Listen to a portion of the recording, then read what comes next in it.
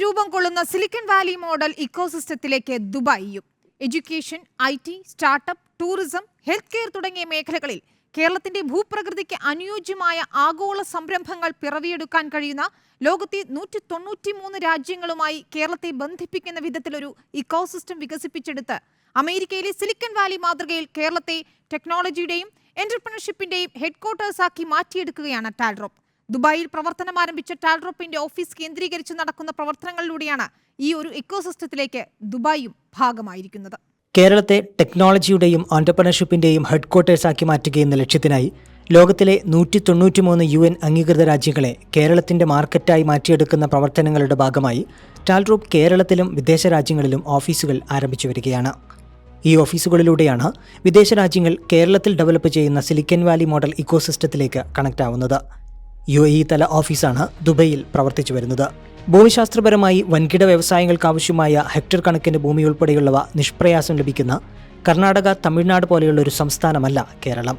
എന്നാൽ ഇന്ത്യയിലെ മുഴുവൻ സംസ്ഥാനങ്ങളെയും ലോകരാജ്യങ്ങളെയും കണക്ട് ചെയ്യുന്ന ഒരു ഹെഡ് ഓഫീസ് സംസ്കാരം രൂപപ്പെടുത്തിയെടുക്കാൻ എല്ലാ നിലക്കും അനുയോജ്യമായ ഘടകങ്ങൾ ഒത്തിണങ്ങിയ പ്രദേശമാണ് കേരളം. ഈ ഘടകങ്ങളെ ഒരുമിപ്പിച്ച് അമേരിക്കയിലെ കാലിഫോർണിയ സ്റ്റേറ്റിലെ സിലിക്കൺ വാലി ലോകത്തെ മുഴുവൻ ടെക്നോളജിയെയും നിയന്ത്രിക്കുന്ന ഹെഡ്ക്വാർട്ടേഴ്സ് ആയതിന് സമാനമായി കേരളത്തെയും ഹെഡ്ക്വാർട്ടേഴ്സ് സംസ്കാരത്തിലേക്ക് മാറ്റിയെടുക്കുകയാണ് ടാൽറോപ്പ് ചെയ്യുന്നതെന്ന് cofounder and CEO Safeer Najmuddeen പറഞ്ഞു. കേരളത്തെ UAE ഉൾപ്പെടെ ലോകരാജ്യങ്ങളിലേക്ക് ബന്ധിപ്പിക്കുന്നതിലൂടെ ഇതാണ് ടാൽറോപ്പ് ലക്ഷ്യമിടുന്നതെന്നും അദ്ദേഹം പറഞ്ഞു. നമ്മുടെ കേരളത്തിൻ്റെ ഭൂപ്രകൃതി മറ്റ് സ്റ്റേറ്റുകളും മറ്റ് രാജ്യങ്ങൾ പോലെയല്ല. കേരളം എന്ന് പറഞ്ഞാൽ അമേരിക്കയുടെ കാലിഫോർണിയയിലെ സിലിക്കൺ വാലി പോലെ ലോകത്തിൻ്റെ ഒരു ടെക്നോളജിയുടെയും ഓണ്ടർപ്രണർഷിപ്പിൻ്റെയും ഹെഡ്ക്വാർട്ടേഴ്സ് ആക്കാൻ പറ്റുന്ന പ്ലേസാണ്.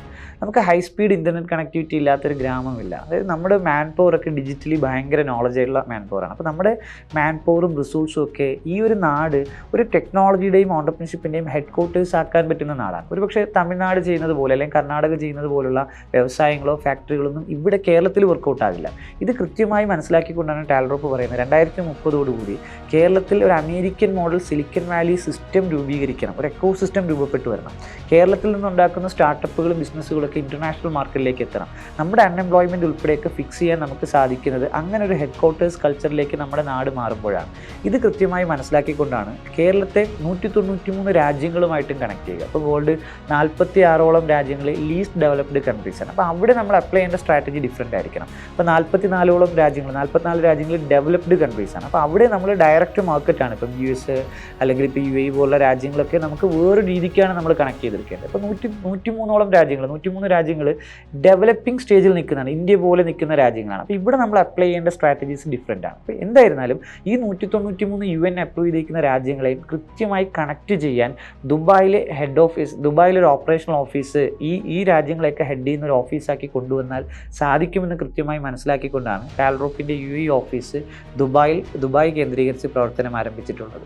ചാരിറ്റിയിലൂടെ ഒരു സമൂഹത്തിന്റെ ശാക്തീകരണം സാധ്യമാവുകയില്ല.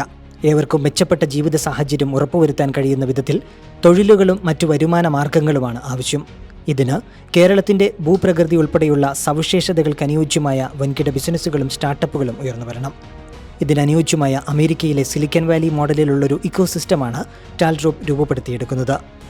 സിലിക്കൺ വാലിയിൽ പിറവിയെടുക്കുന്ന ഒരു സ്റ്റാർട്ടപ്പ് സിലിക്കൺ വാലിയിൽ നിന്നും കാലിഫോർണിയയിലേക്കും അമേരിക്കയിലേക്കും ലോകം മുഴുവനും എത്തുന്നത് പോലെ കേരളത്തിൽ സിലിക്കൺ വാലി മോഡൽ ഇക്കോസിസ്റ്റം ഒരുങ്ങുന്നതിലൂടെ കേരളത്തിലെ ഗ്രാമങ്ങളിൽ പോലും പിറവിയെടുക്കുന്ന ബിസിനസ്സിനും സ്റ്റാർട്ടപ്പിനും വരെ കേരളമൊട്ടാകെയും ഇന്ത്യയും കടന്ന 193 രാജ്യങ്ങളിലേക്കും തങ്ങളുടെ പ്രൊഡക്റ്റുകളും സർവീസുകളും എത്തിക്കാൻ സാഹചര്യം ഒരുങ്ങുമെന്നും അദ്ദേഹം പറഞ്ഞു.